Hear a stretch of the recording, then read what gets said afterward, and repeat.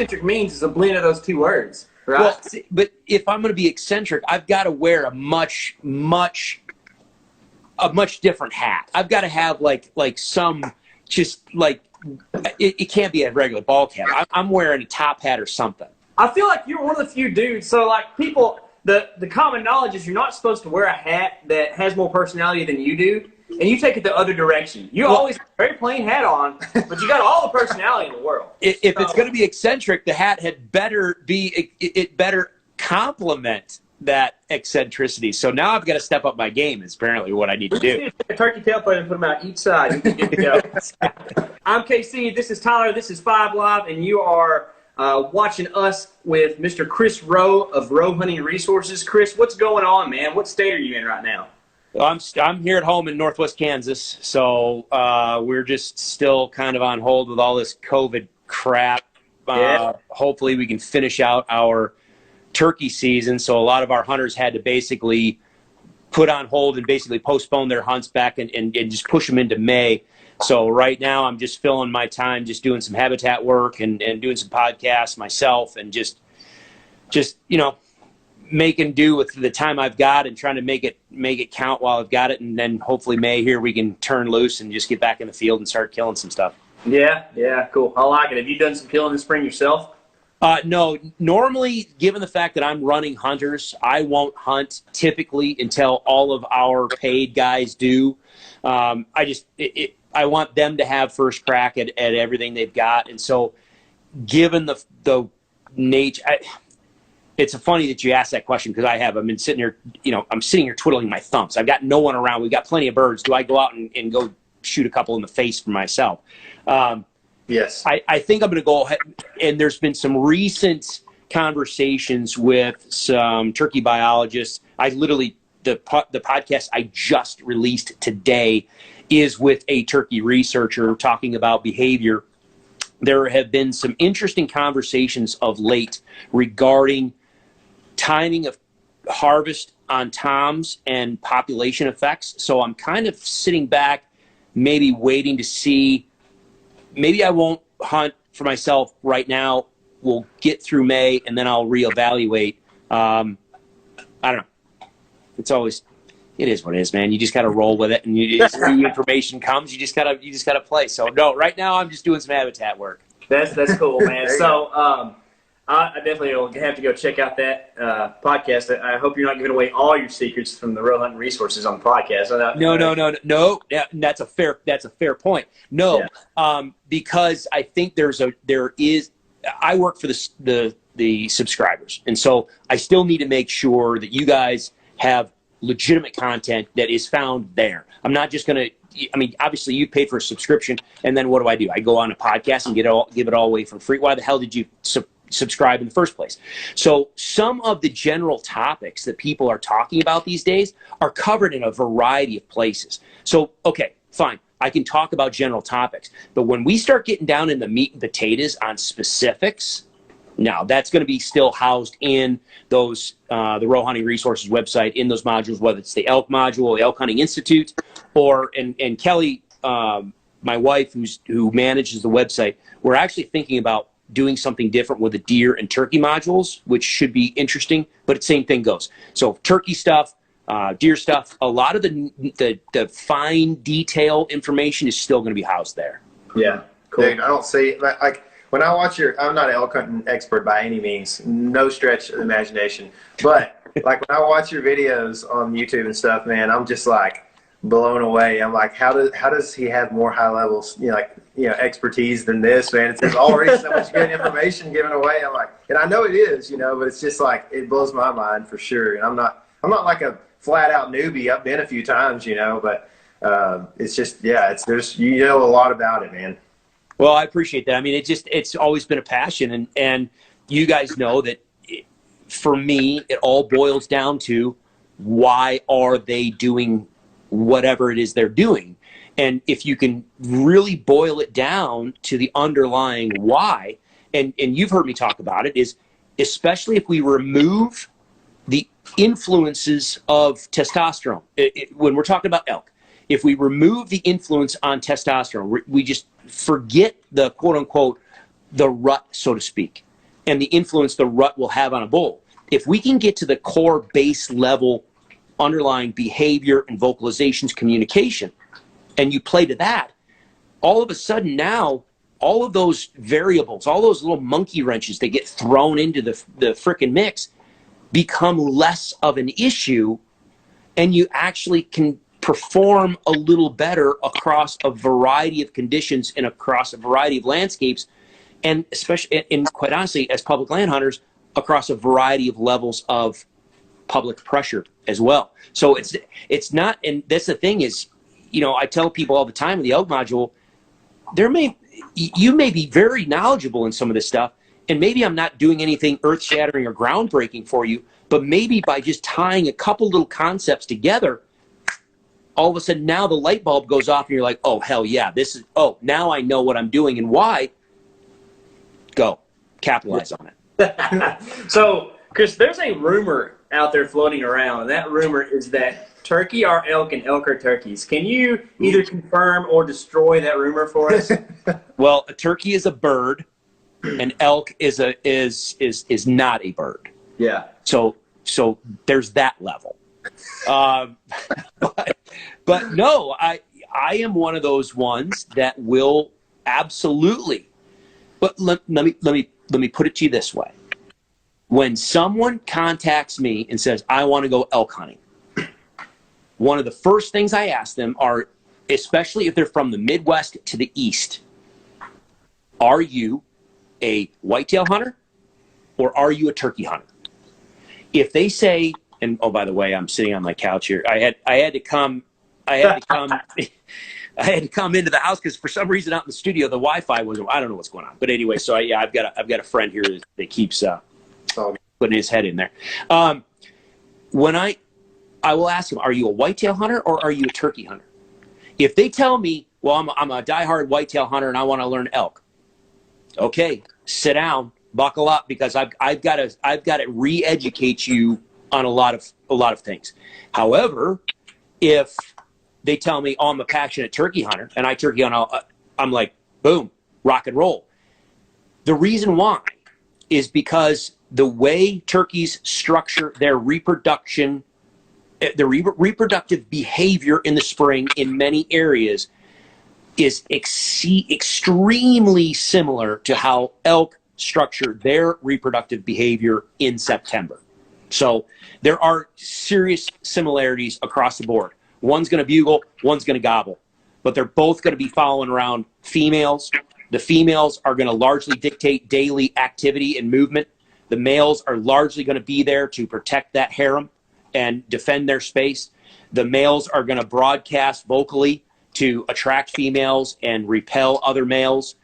I mean, and then the tactics on how to work them and call them, there are a lot of similarities. Now, I know exactly where you're coming from, because there's some people who are like, turkeys, they're nothing like elk. Man, I don't know where, if you're talking about rifle elk hunting, okay, maybe, well, okay, we could talk about that. But if you're talking about early season, September, archery, muzzleloader, elk hunting, oh, come on. It is so parallel to turkey hunting, it's not even funny. Where is that coming from? Where did you hear that, and why did that make you think of me? I am one of the people who I see the similarities, but it's a little bit insulting as a passionate elk hunter for someone to say that turkey hunting is just like elk hunting. I can see the parallels, but they're not the same. Okay. They're close. I mean, I don't know if I want to say close. They're a vocal critter that gets all, bumfuzzled because the girls are happy, right? Yeah. But after that, like, tell me, and maybe it's because I look at it from the hunt standpoint, and you look at it much more as a biologist. Well, maybe not much more, but equally behavior. Behavior, yeah. Yeah. And I know this. One of those animals, when I slam the door on the truck, is going to go, woo! And one I'm going to slam the door on the truck is going to take off for 5 miles. So maybe, because I can argue if you go down into Mississippi or Pennsylvania in some of these heavily pressured areas, no, you slam the car door and that gobbler goes whoop, and he just drifts off in the middle of nowhere and vanishes, just like the elk that you're probably used to that are hunting, where you're hunting on. Are you hunting public land, over-the-counter units, pressured? I'm hunting the units you probably know. So Yeah. Jay Scott and I just had this conversation about turkey. Yeah, exactly. Yeah, sure. We just had this conversation. There are people that say, "Oh, the smartest bird out there is an eastern wild turkey, and Rio Grande turkeys are stupid, or Gould's turkeys are." No, an educated bird is a smart bird, and an uneducated bird is a fun bird. It's no different than elk. You can go to an area. For instance, that's why people put in for limited licenses to go to these sweet places where there's less hunter pressure, lots of animals, and you literally can go out there and essentially, quote unquote, watch the Primos, elk videos unfold in front of you. Yeah. Are you dealing with a pressured population, or you're you need to venture out, my friend, and explore your horizon, expand your horizons on turkey hunting, and really appreciate it. The problem with that is that we live in like an anomaly where our home area here, you have to drive 2 hours any direction to actually find a huntable population of turkeys. Yeah, and that sucks. Yeah, it's one of the few places kind of in the U.S. that's that way, right? And it's just we didn't really grow up with it too much. We kind of have to drive west of Dallas or drive. Really, I've never gone the other direction to go find easterns.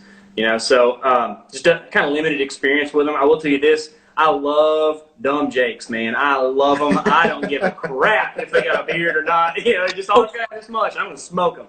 All right. So with that being said, then I challenge you: what's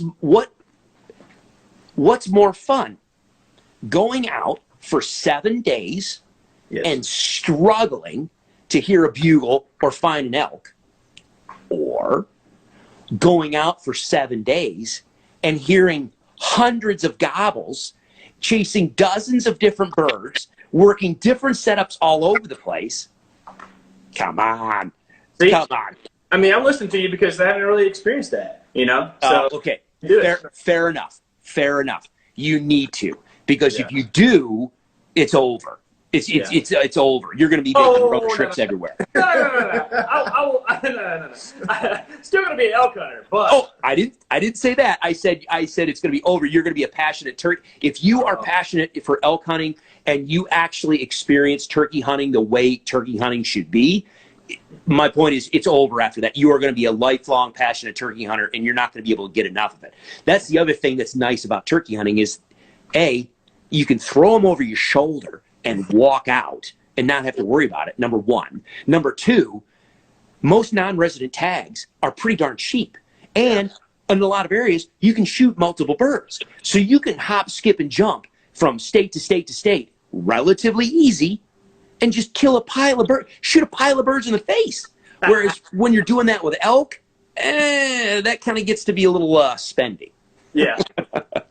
Yeah, I see it. Man, so for me, I've done a little bit of turkey hunting, and so I can see what you're saying. I do not. One of my least favorite things to do is sit in the elk woods for 7 days and not hear something, and that's happened to me before. So like I do not like it. I get like in the midday, I'm like, man, there are so many things I'd rather be doing right now, because it's just like these elk are hot and I'm hot and I do not want to be here. So yeah, I definitely understand. I empathize with what you're saying there.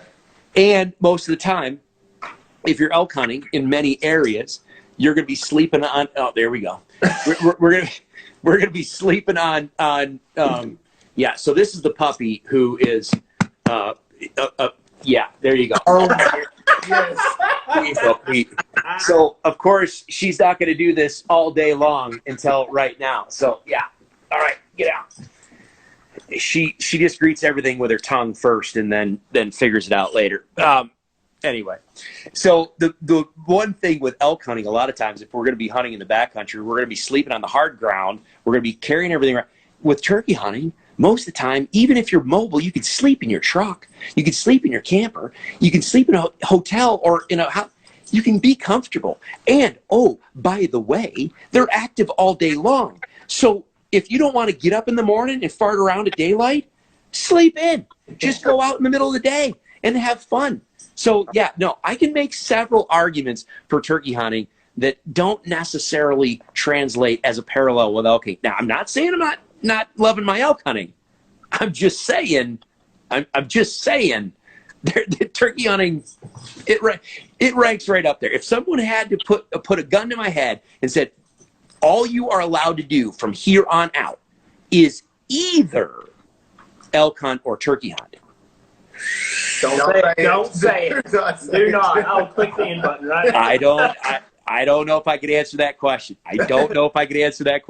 Some questions are better off left unanswered. So. Yes, exactly. Don't ask questions you don't want to know the answer to. That's right. Hey, I want to see what's on the wall behind you out there. Oh, that.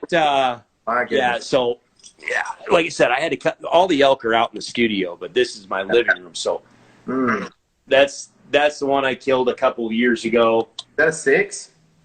He's a 7. He was an 8.5-year-old buck, and then that's the other one I killed a few years back. He's right at 160 as a clean 8-point, and then you guys have probably and then that's the mule deer. You saw that YouTube video. Oh yeah, I know exactly what mule deer that is. That's one of my favorite hunts I've ever watched on YouTube. Well, I'm getting ready. So one of the on the podcast, one of the things that there's several themes or little, not themes. What do I want to call them? One of the podcasts I'm going to be doing is going to be called the Hunt Companion, because people all the time will on YouTube. Somebody will post a video on YouTube, a hunt on YouTube, and somebody will say, "Hey, Chris, did you see this? Did you see this video? What do you think about this?" Blah blah blah. And I'm constantly answering questions. And then whether it's my hunts, like that deer or whatever, people are always asking. So I think I'm going to just on the podcast just go into the Hunt Companion, and we'll go through and watch or listen to the video, and then I can provide commentary on the other things that didn't either make my videos, or if someone's going to send me an elk video or a turkey hunting video and they want me to comment, I'm not going to criticize, the hunt itself, but what can we learn from the actual behavior of the animal in front of us, So that, I think that one is going to have to be probably the first Hunt Companion, because since I was on with Aaron and he talked about that Cavaro cast, the number of people, I understand. It's been a number of years now, and people have stumbled across me lately, and so they didn't know about it. But the number of people that were asking about that deer hunt, I'm like, it's on YouTube. It's right there on YouTube. Go watch it. The whole hunt is on YouTube. So we'll have to talk about that one, I think. Cool. Well, I'm going to put you on the spot here and tell you that since we're live, you got to hold to it. But we're going to probably ask you to be on our actual podcast at some point this summer. We do. Last summer, we did a backcountry mini-series. So, whitetail's our game, but we also try to do everything, right? I mean, what hunter doesn't want to go do everything, right? So, we'll probably do some more elk talk this summer if you're down. And might even get into some specifics, because I hunted the wilderness unit in the Gila National Forest this past year and didn't fill my tag. Had some really good encounters, and we'll probably like to kind of pick some specifics from you. Maybe even send you a video or two to watch if you got whatever, because there's a lot of good vocalizations, of course, in a limited entry wilderness unit. But what I would like to do right now, if you're cool, is shift gears and talk a little bit about whitetail, because that's really, I know that you spend a good bit of time and a good bit of effort on elk and, of course, turkey, but you kind of really centered your life around whitetail, right? You live in Northwest Kansas. That's just the Mecca. Yeah, well, right. Okay, so yeah, fair enough. Right now, I do. So the reason why I moved here, because you're absolutely right. For the past, 10, 15 years, it's been very elk-centered until the last last 6 years. So we do, obviously, I do all the stuff on rowhuntingresources.com and all that. But we have other business as well. My wife runs our Row Ecological Services side of the business. And we were always involved with, to a certain extent, game management and big game behavior and all sorts of other stuff. So it's a longer discussion, and it's an interesting discussion, because it really goes to, there's certain things that happen in your life that will place you in places where you need to be. And this is one of those situations where we were simply I was simply looking for to buy a little house in Northwest Kansas where I could use as a stopover place to where I could hunt public ground and have my public land Kansas turkey hunts and my public land Kansas whitetail hunts in the fall. And a series of very strategic and purposeful, and I would almost argue divinely inspired events put us where we are. And within 1 week of us buying this house, one of the main landowners I still work with today approached me. He's like, "Hey, you Chris Rowe?" I'm like, "Yeah." "You're a wildlife biologist?" I'm like, "Yeah." "Do you help landowners manage their property for a while?" I'm like, "Well, you did your homework on me." So I'm like, "Yeah." So long story short, he found out who we were. He was looking for something like that.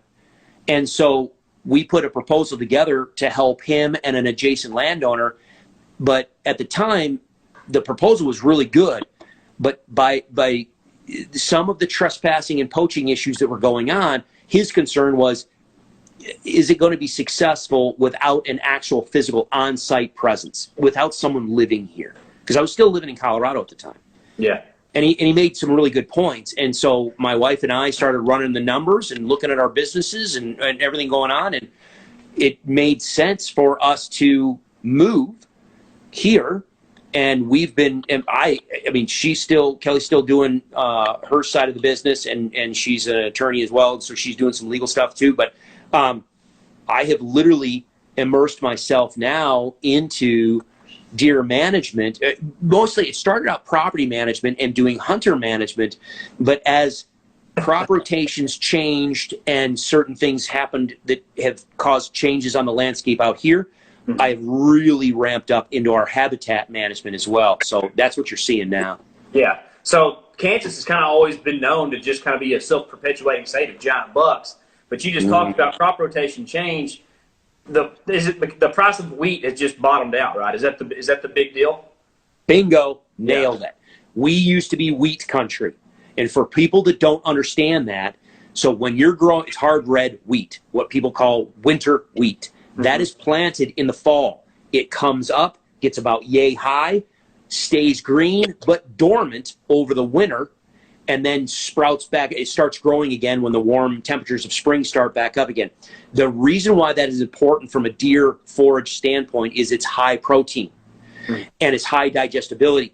So in this country, it used to be predominant wheat country with pockets of corn and soybean and milo or sorghum mixed in.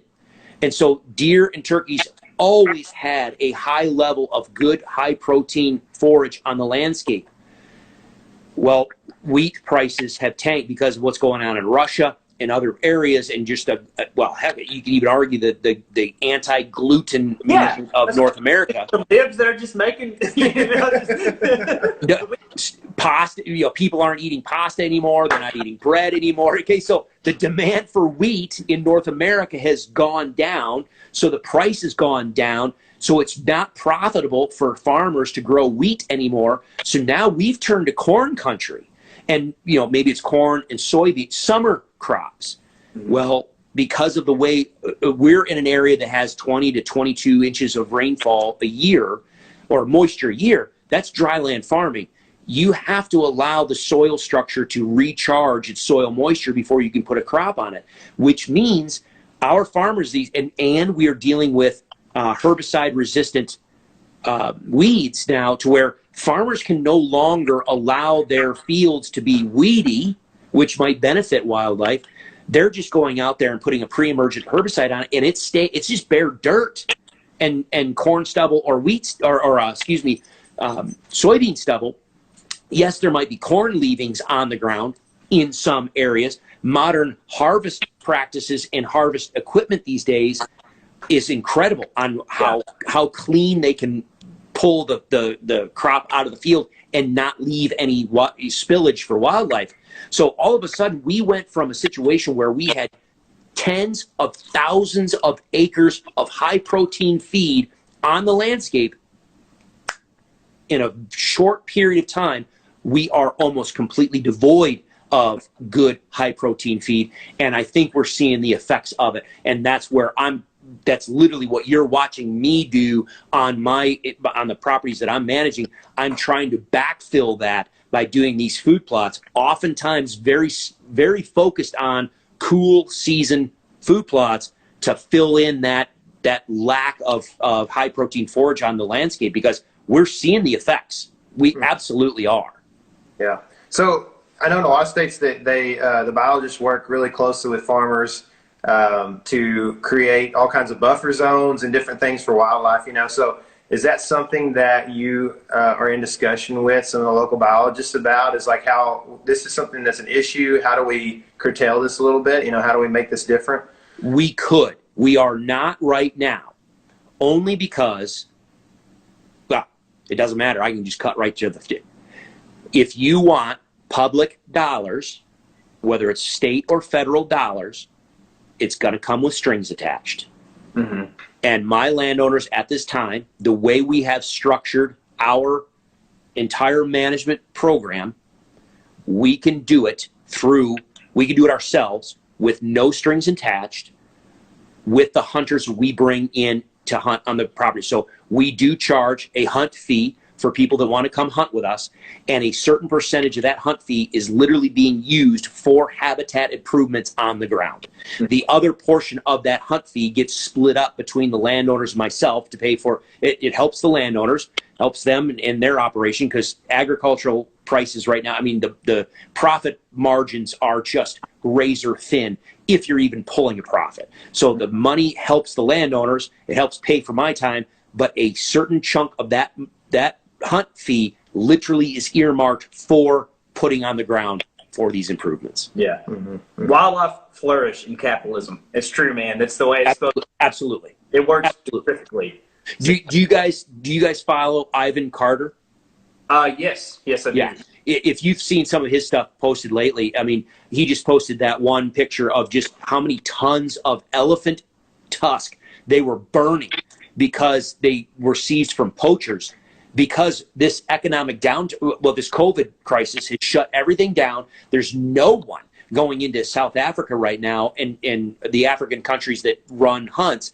And so the sportsmen's dollars that are funding these conservation efforts there have literally dried up to where now it's become this crisis. So no, you're absolutely right. Capitalism has, and especially the North American model that we have in the United States, yes, has literally been the thing that has saved countless wildlife species across the decades now. So no, you're absolutely right. Absolutely. The trick is, and this is why it's going to be so important, I think, and I'm literally getting ready to do a podcast, probably I might just do it tomorrow, talking about this, because I think a lot of hunters that get grumpy about them losing opportunities to hunt private lands where it used to be with a handshake, or you used to be able to knock on the door and be able to go. There are some things changing to where if you are that individual that does have the means by which to financially help a landowner, I'm not telling you to lease ground. I'm just telling you, if you are fortunate in your finances to be able to have some expendable cash, it would not be a bad thing if you can continue to want to come out and hunt private lands in Kansas, Iowa, wherever. Start working with your landowners. Because what I'm seeing in a lot of these places, because commodity prices are so low right now, I mean, hell, because of this COVID crisis, the ethanol plant locally is completely shut down. They've got more ethanol, it's stockpiled. They can't produce anymore because no one's burning fuel. Well, if they're not burning fuel, they're not producing fuel. If they're not producing fuel, guess what? They're not buying farmers' corn.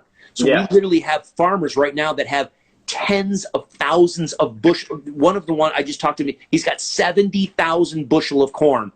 Oh my goodness. He's waiting for that's where he's contracted to go, and he has no outlet for it. So I'm literally watching places around me where they're not putting their ag fields into crop production. What they're doing is turning it into cane or cattle feed. Well, that's worthless for deer and that's worthless for turkeys. Yeah. But that's where the market is. Or they're going down into their river bottom and they're fencing it off, and they're going to go ahead and they're going to stock another 100 head of cattle this year because there's better money in cattle than there is their crops. But they're just going to graze the ever-loving bejeebas out of the river bottom. So you think you have a place to come hunt? Okay, you have maybe for these past 5 years, but what do the next 5 years look like? You may have a bucket of you know what coming down the line because the landowner is just trying to survive and they're doing what they need to do on their landscape. Here's a perfect example. One of my landowners, the contract for CRP has expired. And the amount of money, and for a variety of reasons, he's going to let that CRP contract expire. Oh, man. It's 50 acres. It's 50 acres of some of our most productive CRP for pheasants. He was getting more than $50 an acre for that CRP contract. You think about that. $50 an acre to leave it CRP. Well, that's gone. Yeah. And he already talked to me. He's like, well, we might put a gate in that fence. We might go ahead and graze it, or maybe we'll have someone. I'm like, oh, that's our pheasant factory right there. Oh yeah. And so nesting cover for turkeys and everything. Quail, everything. I mean, so what I told him, I said, listen, I cannot backfill 55 or 50 or 55 or $60 an acre. I can't. Yeah. I said, but I can do what I can do. We have a couple guys that do love to come out and pheasant hunt on that ground. And I told him, I said, I can talk to him. And these are individuals that they've got very good businesses and they are blessed to have a little expendable cash. I told him, I said, guys, you want that pheasant ground? You want to continue to we need to talk about throwing some money the landowner's way to provide an incentive to allow him to keep it as is. Mm-hmm. Maybe he can do some short duration grazing. Sometimes that can be a benefit, but let's see if we can work with the landowner so he doesn't convert it, because otherwise it's gone. Mm-hmm. Mm-hmm. So, yeah, man, that's a tough situation. Landscape is always changing, it seems like, and it's a product of sometimes the economy and what's happening with all of that as well. We appreciate you hopping on the phone with us, Chris, man, and we're going to do a podcast, hopefully, if you'll do it this summer with about elk and everything else. Hopefully that'll be a tremendous help for guys like me, especially. We've got about 2 or 3 minutes here, so I just want to give you a chance to just send people your way, man. Yeah, I appreciate that. No, and absolutely, I'd love to come on again.